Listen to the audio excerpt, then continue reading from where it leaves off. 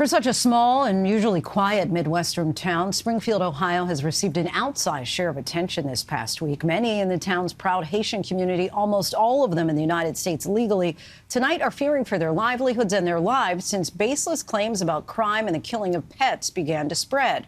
The town's police, its mayor, the state's Republican governor all say that none of these claims are true. Our senior national correspondent Terry Moran is in Springfield tonight. They are living in fear here, the community of Haitian migrants in Springfield, Ohio. And they tell us they're afraid to leave their homes. Haitian people, they're scared to go out because they're afraid about their life, their safety, and all that.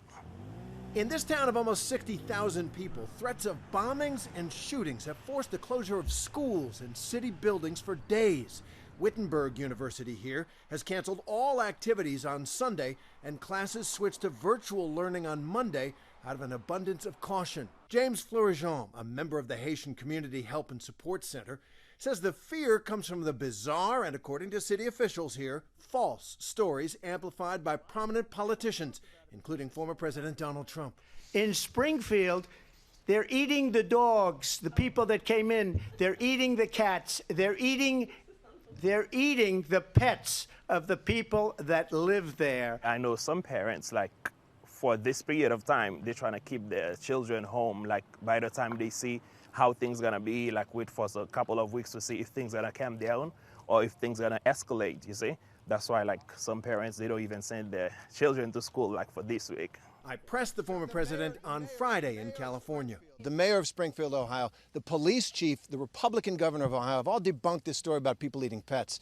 And now there are bomb threats at schools and kids being evacuated. Why do you still spread this false story? The real threat is what's happening at our border. Radio host Miguelito Jerome helped launch the new Diaspora Live, in part to keep Haitians in the community informed, but also to bridge the different cultures that now exist in Springfield. And he says despite the hate that's been directed at Haitians by outsiders, the local community has come together to support their businesses. But we can actually try to save Springfield, right? And right now in South Limestone, you have, local residents going to Rose Restaurant since that was beautiful. Last weekend pretty much to go to eat, and it's packed. And Ohio's Republican Governor Mike DeWine on ABC's This Week tried to knock down the stories, calling them garbage.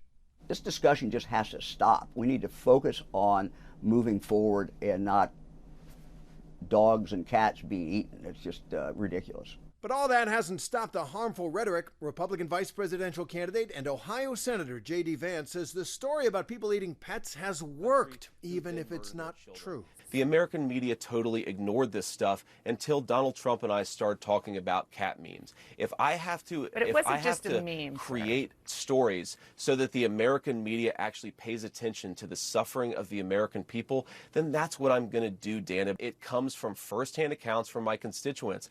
I say that we're creating a story, meaning we're creating the American media focusing on it. Springfield's Haitian community comprises the majority of the influx of 12 to 15,000 migrants to the area in the past 4 years. With hopes for stability, safety, and jobs, many of these Haitian migrants fled their country, which is ravaged by gang-related violence and poverty, to come to the U.S. Some are protected under the federal government's temporary protected status designation. Ohio is on the move, and Springfield has really made a great resurgence with a lot of companies coming in. These Haitians came in to work for these companies. They're very happy to have them there. And frankly, that's helped the economy. Terry Moran, thank you.